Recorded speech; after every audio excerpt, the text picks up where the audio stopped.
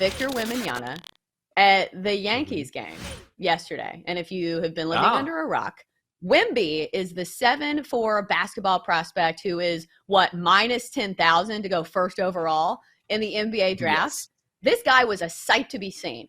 First of all, he's 7'4". He is a huge, tall, lanky guy. If you saw the baseball that he was gripping in his hands, it looked like a ping pong ball. And then you thought to yourself, oh, this guy's athletic. He's going to nail the first pitch, right? No, he doesn't. He bounces it. It goes way left. And you kind of feel bad for the guy. But still, it was a fun moment for somebody coming from overseas. But every time I see a picture or a video of this guy, I am blown away by his frame. This guy, to put it nicely, or not to put it nicely, but with all due respect, he looks like a physical freak. He is a physical freak. That's what makes him so valuable and why he's going to be the number one pick, because I don't think I've ever seen, in fact, I have never seen anyone that tall with the skill set that he has. Normally, at least if you go back 10, 20 years ago, a guy like that is just some beanpole waving his arms. Like, what is one of those things they put outside when they're having a sail, one of those windsocks with the crazy arms flapping around? That's what I think about. I think about a guy just waving his arms and being a defender and blocking some shots and grabbing some boards and not having much of an offensive game. And this kid can do it all, and he's like 10 feet tall. It's insane.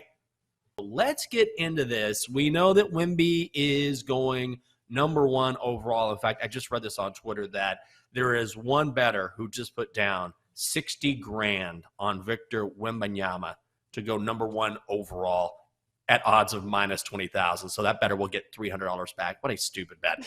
So forget about number one. We know that's going to happen. But at number two, what do you think is going to happen? We hear Brandon Miller. We hear Scoot Henderson as well. Yeah, this one's interesting, Jenks, because way back early on this year, Scoot Henderson was the favorite to go number two, and pretty much a lock isn't a good term to use here, but it was certain that Scoot was going to be number two. A couple months later, all of a sudden, Brandon Miller sneaks up into that number two spot. He's the odds-on favorite, and now we're back to Scoot Henderson. I think, though, if Charlotte, and this is barring any trades that go down, Charlotte should take Brandon Miller at number two. Because as good as Scoot Henderson is, he's a point guard. So you have LaMelo Ball and Scoot Henderson in the backcourt. Yeah. Sure, that would be a dynamic backcourt, but does LaMelo Ball want to share the backcourt with someone? Brandon Miller gives you a wing option, someone who can play off ball but still handle the ball at times. Plus, he's a much better defender, more versatile. He can guard different positions. So what I think this comes down to is if LaMelo Ball wants to share the backcourt with someone, if he's fine with that, sure, go Scoot Henderson. But I think Brandon Miller is the better pick here and the better fit for Charlotte. So I would go with him overall. And now that I'm looking at these odds here on the screen, Brandon Miller minus 400. So that has flipped just overnight, because when I went to bed last night, Scoot Henderson was the favorite. Am I reading that right? Yeah. Yeah, I think that's you're a right. huge change. That's a seismic change. Okay. Yeah. So somebody already heard your analysis, clearly. Yeah, there we go. Scoot Henderson was minus like 145 last night, and Brandon Miller was plus 115 or so. So wow, that's a big change.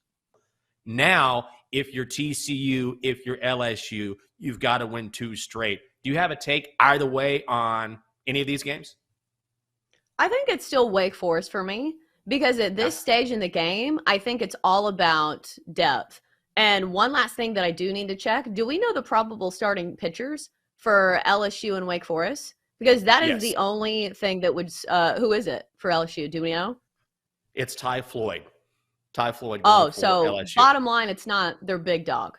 Because if it was Skeens, I think my mind would be changed. But still, at this stage in the game, we're seeing depth really start to matter. You cannot just ride your one or two big horses in your rotation. It has to be other guys, especially in the later stages of these games. Because doesn't it feel like no lead has been safe so far in Omaha? Because some of these relievers come in and give it up.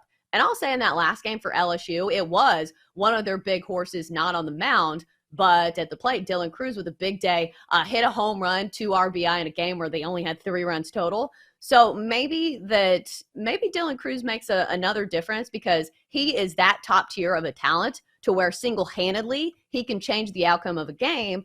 But still, I'm not buying it against a Wake Forest team that top to bottom is the most complete team in Omaha. And I think that's why they're favored minus 145. And they're also favored to win it all. So between those two bets, do you take Wake Forest just, on the money line in this game? Or do you take them overall? What are they, minus 115? Yeah, I think I would just go minus 115 to win it all. The one LSU scares me a little bit. Now, Wake definitely does have the advantage because Josh Hartle is getting the call. He's 11-2, a 2.80 ERA this season. And Ty Floyd, not the ace for LSU.